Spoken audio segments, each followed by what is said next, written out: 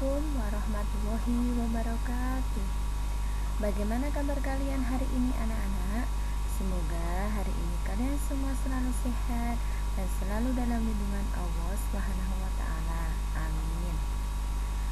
Pada pembelajaran hari ini, kita akan belajar bahasa Indonesia tema 2, menyayangi tumbuhan dan hewan, subtema 1 dan 2 dengan materi dongeng. Sebelum memulai pembelajaran hari ini, mari kita buka dengan membaca basmalah. Bismillahirrahmanirrahim.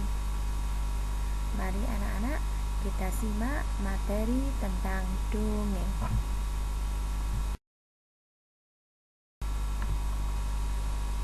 Pengertian dongeng. Dongeng merupakan cerita hayalan. Dongeng merupakan cerita yang tidak benar-benar terjadi. Dongeng umumnya bercerita tentang kehidupan zaman dahulu. Dongeng biasanya berisi pesan atau amanat. Tokoh yang ada dalam dongeng bisa manusia, hewan, atau tumbuhan. Dongeng juga memiliki alur cerita yang sederhana. Alur adalah rangkaian peristiwa dalam cerita.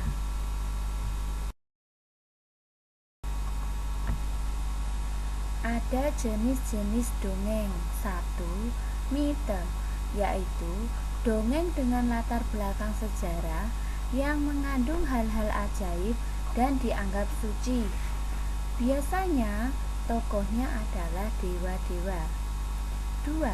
Legenda, yaitu dongeng mengenai peristiwa sejarah atau nama daerah atau asal-usul daerah. 3. Fabel, yaitu dongeng yang tokohnya adalah hewan dan menceritakan tentang kehidupan mereka. 4. Hikayat, yaitu dongeng yang menceritakan kehebatan atau kepahlawanan seseorang. Dan terakhir 5. Parabel, yaitu dongeng yang menggunakan perumpamaan untuk menyampaikan pesan moral. Itulah jenis-jenis dongeng.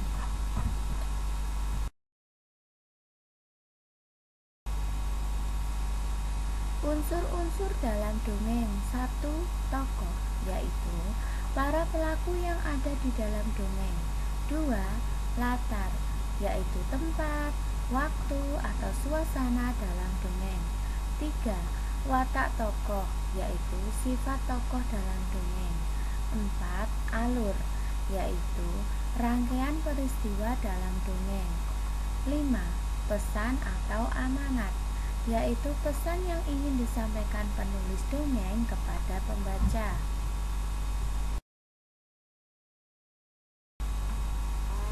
Di dalam dongeng juga terdapat karakter tokoh. Berdasarkan karakternya, tokoh dibagi menjadi 3, yaitu 1. Protagonis, 2. Antagonis, 3. Tritagonis. 1. Protagonis yaitu tokoh yang berwatak baik. 2. Antagonis, yaitu tokoh yang berwatak jahat atau buruk. 3. Tritagonis, yaitu tokoh yang sering menjadi penengah antara tokoh protagonis dan antagonis.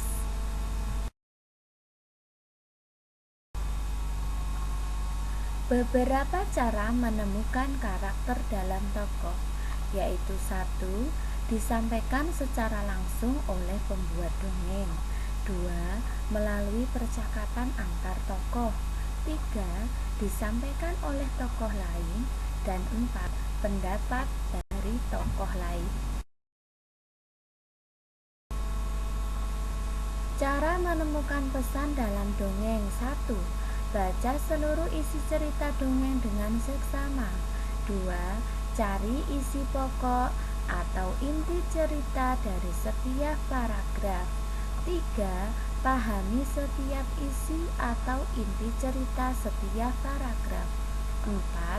Simpulkan inti cerita menjadi sebuah amanat atau pesan moral sebuah cerita dongeng. Untuk menjelaskan isi dongeng, kita dapat memahami isi dongeng dengan membaca cermat seluruh teks dongeng tersebut. Kita juga dapat memahami isi dongeng dengan menjawab pertanyaan berdasarkan kata tanya apa, di mana, kapan, siapa, mengapa, dan bagaimana. Informasi dalam dongeng dapat ditulis dalam bentuk peta pikiran. Peta pikiran membuat orang yang membacanya akan lebih mudah memahami dan mengingat isi dongeng. Informasi dalam peta pikiran ditulis dengan bahasa yang singkat dan mudah dipahami. Ada beberapa contoh dongeng. 1. Kancil dan buaya. 2. Malin kundang. 3. Jaka Tarub. 4. Danau Toba. 5. Kelinci dan kura-kura.